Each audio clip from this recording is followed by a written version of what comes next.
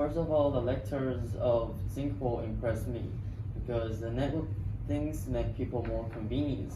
So we should learn some technical from Singapore.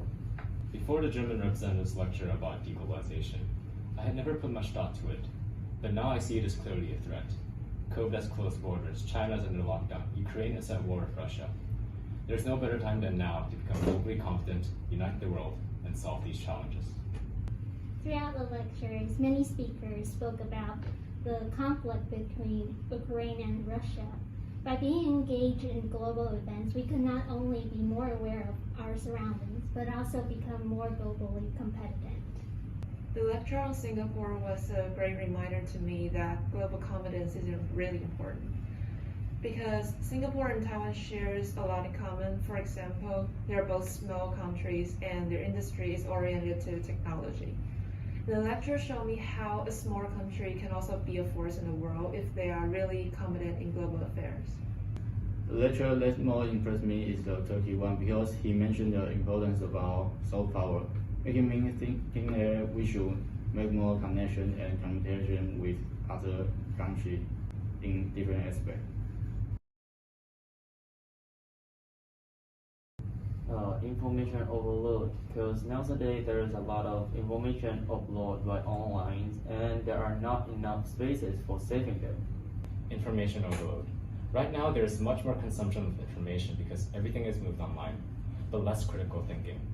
You're not going to think critically and generate new ideas by staring at a screen and consuming media continuously. We have to learn to stop, put away our devices, and think. I think that not being able to travel to different countries and experience their culture has made it more difficult to become globally competitive. But thanks to the internet, we could still explore the world through the screen and make new friends near and far. I think the obvious ones are that many events are canceled and we can't travel abroad as much as we did before, which means that a lot of opportunities to learn from other countries are taken away from us.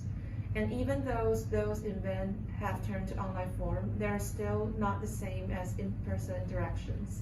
I think the challenge is that we now stay at home most of the time, and this might decrease our passion in learning because now we can only view them online. Well, learning new languages, because nowadays globalized language is not only English anymore, so we need to learn others' language to be in conversation with others or improve ourselves. I will read more. These representatives accumulated the knowledge by reading. Some have even published papers. Some even have books. The knowledge to become globally competent is already on paper. All you have to do is read. I believe that I should keep up to date with the latest global news. Everything that's happening elsewhere could affect what we are doing now. But most importantly, I hope that I could have an open heart and a welcoming mind.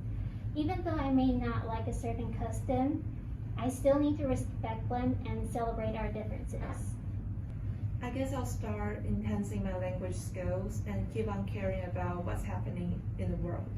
So when the day comes when we can all start interacting with the world again, I will be prepared to participate in these events and show that I'm still a member of this global community. I also like to read the news that include more international aspects instead of the classic. And there are a lot of misleading information on the social media, so the ability to identify them is also my top thing to learn.